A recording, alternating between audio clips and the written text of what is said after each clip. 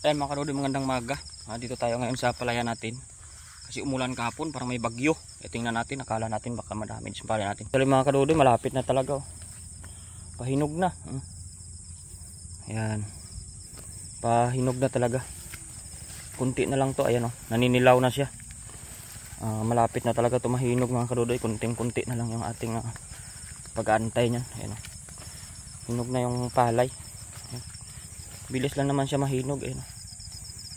Kunti na lang to, mga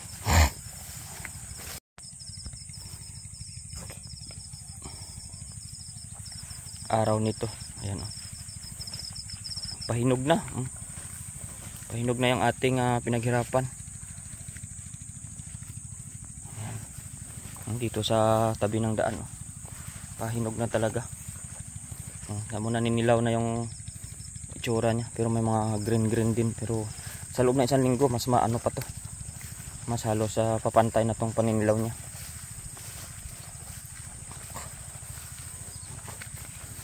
Pupunta tayo ngayon mga kadudoy dun sa kabilang area natin, kasi yung inupahan doon sa atin nakaraan ay tapos na sila mag-ani doon, so tayo na yung tatanim doon ngayon.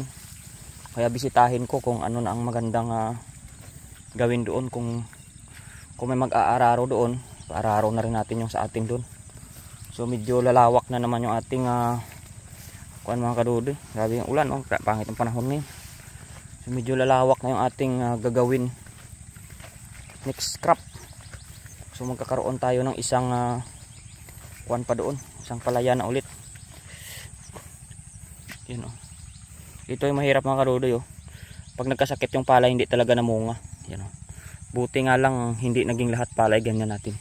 Naagapan natin. Kilukas laki na. Bilis takbo. Tingnan niyo mga kadudoy, ito na yung 1 week pa mga kadudoy, marami na tong kwan.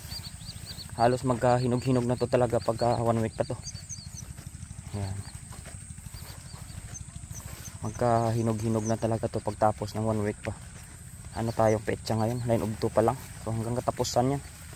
Tayo 10 araw to, pwede na to Makapagpaani na tayo nito ng last week ng October. Kasi kunting ano na lang to kunting panilaw na lang to. Doon nga ako sa kabila, nag-araraw na sila agad.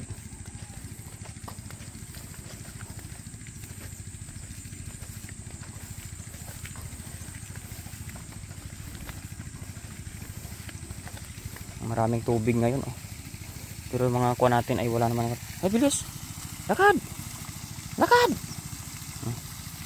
Lukas talaga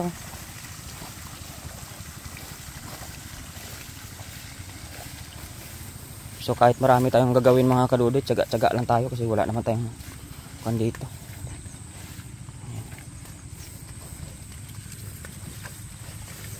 Dito rin nagbabadya na rin to na manilaw, kaya abilis lang to. Pero yung una nating yung hindi nabunot dito, tingnan natin overripe na. Kaya mga kadudoy, overripe na yung pinagkuha na natin ng punla dito. Ayan hinog na. So ayan. So ayan ang palay natin. Pupunta tayo dun sa kabila mga kadudoy. Abangan nyo yung pagdating ko doon mamaya kung ano kalawak yung ating maging isa pa nating palayan doon. So tingnan natin. Kasi kinuha ko na, gawa tayo na lang ang magtanim doon, sayang din. Kasi yung inuupa doon sa atin ay 5 sako lang bawat crop. So sayang naman, kaya tayo na yung magtanim para kahit ilang sako lang yung maanin natin.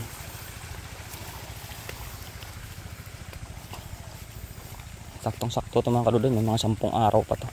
Hinog na tong palay na to. Lalo kung mainit yung panahon. Lagi lang kasi na ulan, pero kunin lang natin. Kaya mga kadudoy, babay na muna at tayo ay pupunta muna doon sa kwan.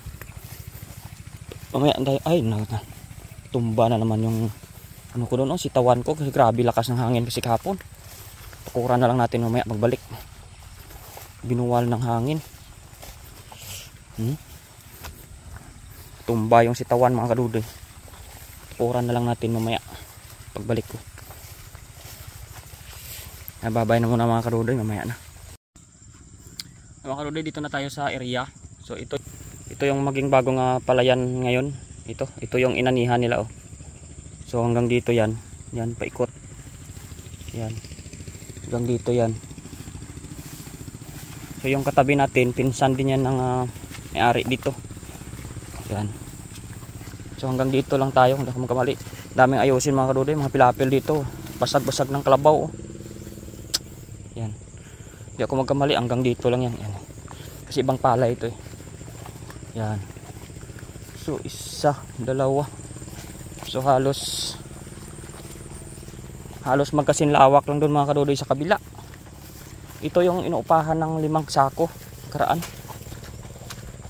Yan yung kanilang inuupahan na 5 sako, kaya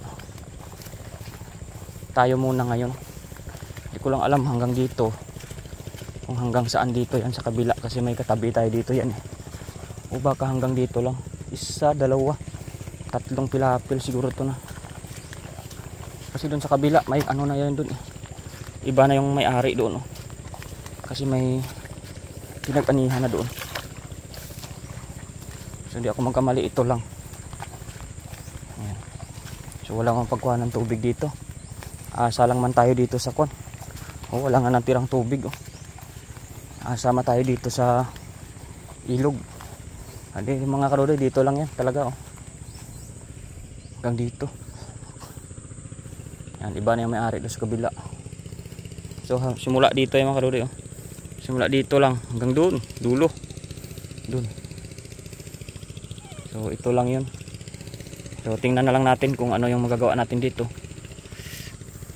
Hindi naman masyadong ano dito. Lakas ng ulan kapon, walang naiwang tubig. Yan yung problema natin dito. O baka bukas lang yung mga ano nito, mga pilapil. Balikan na lang natin to, at saka i-close na lang natin ito kung sakasakali. Hindi ko alam kung hanggang dito, hanggang dyan sa kabila.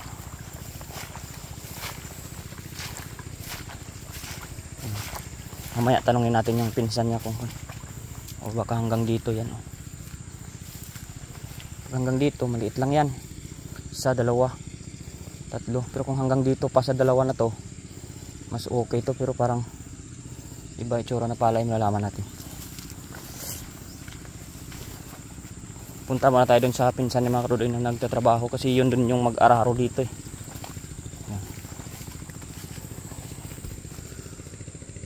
So ito lang naman yung mga hawanan natin, mga gilid, kunti lang hanggang dun, dulo. Kunti lang man yung hawanan dito. Ang gitna lang ng pilapil, madali lang naman to. Kaso hindi makakaano ng tubig mga kadudoy. Hindi makakapag-iwan agad-agad ng tubig. Pero sa bagay, bukas yung mga pilapil. Sarado na lang natin mamaya para pag umulan ikon. Balikan ko na lang dito yan. Yan mga kadudoy, lalawak na yung ating tatrabaho hanggang dun, oh. Yan mga kadudoy. Tara na mga kadudoy, magkuhan muna tayo. Mag-tuking-tuking muna tayo doon sa dulo. Yan, babay muna. Ayan mga kadudoy, sarado muna natin yung pilapil para magkaroon ng tubig. Pinahiram tayo ng pala. Ayan, pinsan din ni mama yung chicken casing niya. Iisa lang may-ari dito yan. Magpinsan sila. So tayo muna maggagawa ng isa na ito. Kaya ikutin ko muna dun. Anuhin ko yung mga kuwan dun, mga pilapil niya, kung sasara ko muna para magkaroon ng tubig. So iwanan na natin yung kuwan dito, bag natin. Kaya mga kadudoy, babay muna.